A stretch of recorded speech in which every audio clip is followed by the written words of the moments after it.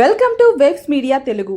కార్మికుల సంక్షేమాన్ని విస్మరించి వారికి చెందాల్సిన వందల కోట్ల నిధులను దారి మళ్లించిన కార్మిక ద్రోహి జగన్మోహన్ రెడ్డి అని ప్రభుత్వ చీఫ్ విప్ జీవీ ఆంజనేయులు విమర్శించారు.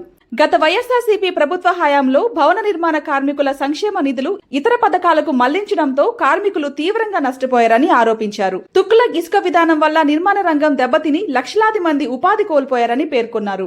విశాఖ ఉక్కు కర్మాగార ప్రమాద బాధితులకు కేంద్ర రాష్ట్ర ప్రభుత్వాలు తక్షణ సాయం ప్రకటించాయని గుర్తు చేసిన జీవి ఆ ఘటనను రాజకీయ ప్రయోజనాల కోసం ఉపయోగించుకోవడం మానుకోవాలని జగన్ కు హితవు పలికారు. కార్మికులకు జరిగిన అన్యాయంపై జగన్ బహిరంగంగా క్షమాపణ చెప్పాలని డిమాండ్ చేశారు.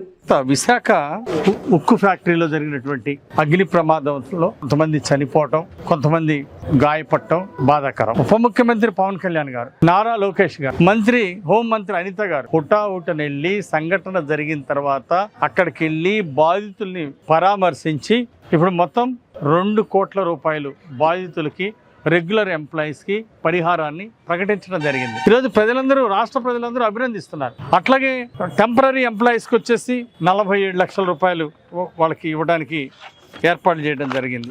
గాయపడిన వాళ్ళకి 10 లక్షల రూపాయలు ప్రభుత్వం ద్వారా సహాయం అందిస్తా ఉంది.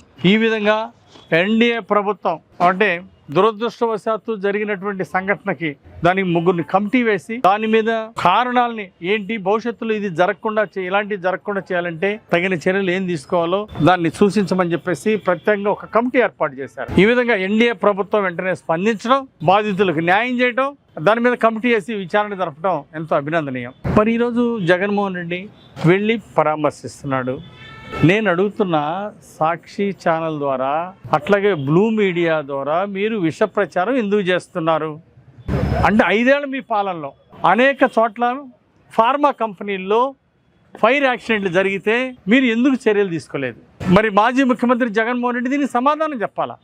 5 ఏళ్ళు మీరు ఫార్మాలో అగ్ని ప్రమాదాలు జరిగితే, అనేక ఇండస్ట్రీస్లో ప్రమాదాలు జరిగితే ఆ రాష్ట్రంలో ఎందుకు మీరు సరైన చర్యలు తీసుకోలేదు అని నేను అడుగుతున్నా. దానికి ఏం సమాధానం చెప్ప? అలాగే విశాఖ ఉక్కు ఆ ఫ్యాక్టరీని, దాన్ని వాతావరణ కాలుష్యం ఉందని చెప్పి విశాఖ ఉక్కు ఫ్యాక్టరీ వలన పొల్యూషన్ వస్తూ ఉంది అంటే దీన్ని ఖాళీ చేయాలని చెప్పేసి ఒక దుర్మార్గమైన కుట్ర చేసి విశాఖ ఉక్కులో పనిచేసేటువంటి కార్మికులకి అందరికీ ద్రోహం చేయాలని ప్రయత్నం చేసింది జగన్మోహన్ రెడ్డి కాదా?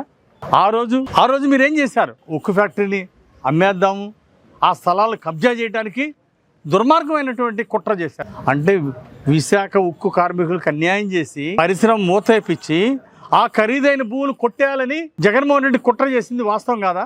నేను చెప్తున్నా, ఆ రోజు మీ పరిపాలనలో కేంద్రం నుండి నిధులు ఎందుకు తీసుకురాలేదు? దాంట్లో కుట్ర ఏంటి? భూములు కాజేయాలనే కుట్రతోటే ఆ రోజు జగన్మోహన్ రెడ్డి కేంద్రం నుండి 1 రూపాయి కూడా నిధులు అడగలా, తీసుకురాలా. అన్నీ మాత్రం పైకొకటి లోపలికొకటి చేశారు. విశాఖ ఉక్కు కార్మికులకి చేసినటువంటి అన్యాయం అంతా ఇంత కాదు. దీనికి వెంటనే జగన్మోహన్ రెడ్డి గతంలో కార్మిక లోకానికి చేసినటువంటి తప్పులన్నిటికీ జగన్మోహన్ రెడ్డి క్షమాపణ చెప్పి ముక్కు నేలకు రాయాలా జగన్మోహన్ రెడ్డి.